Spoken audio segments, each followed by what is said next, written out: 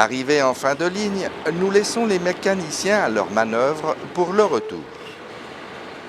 Nous profitons de ce temps libre pour aller visiter le parc national de la Terre de Feu qui nous réserve bien des surprises.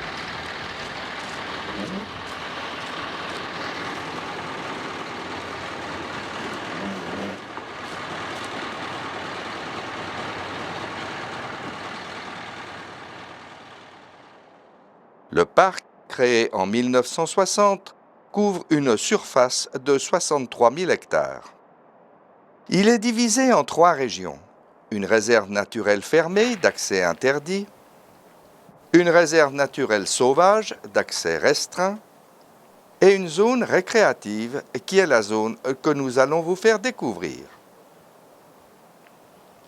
Dans cette région subpolaire océanique, le changement de climat est plus rapide que le train. En un instant, vous passez d'un temps souvent nuageux et brumeux à des chutes de neige qui sont assez fréquentes.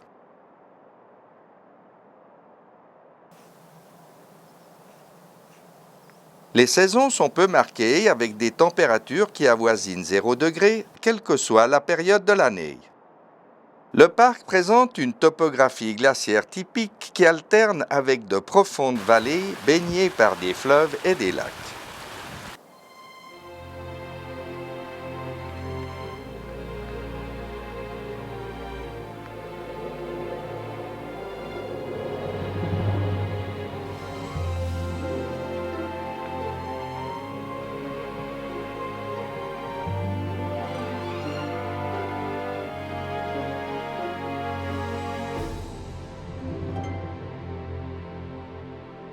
Ce parc est habité par un éventail limité d'animaux sauvages en raison de l'inhospitalité du climat.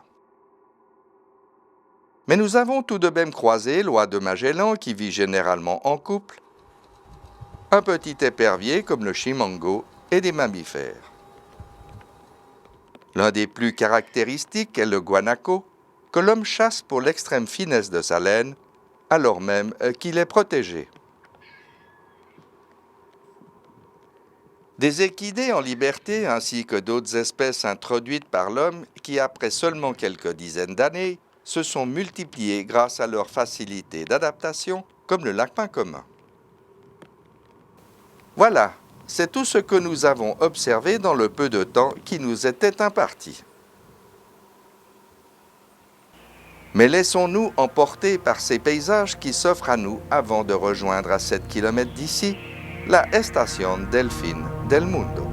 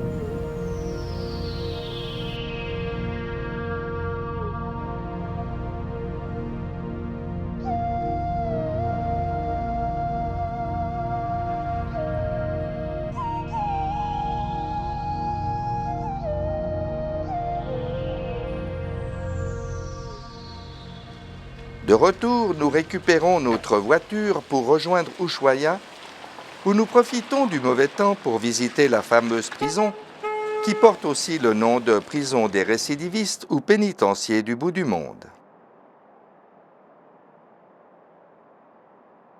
Là, nous prenons conscience de l'importance du petit train que nous avons emprunté. Aujourd'hui, nous y sommes accueillis par 2 gardes figés dans leurs uniformes d'époque.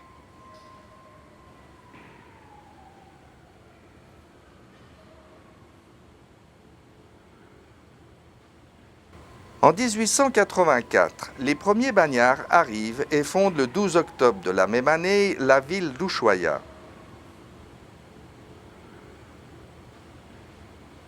Il faudra attendre 1902 pour voir la construction du premier établissement pénitentiaire. Durant les premiers mois du XXe siècle s'établissent les premiers colons, en fait des prisonniers de la pire espèce à faire froid dans le dos.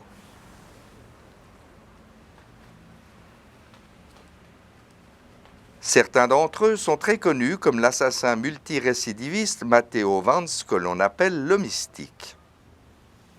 Il est signalé comme le premier tueur en série d'Argentine.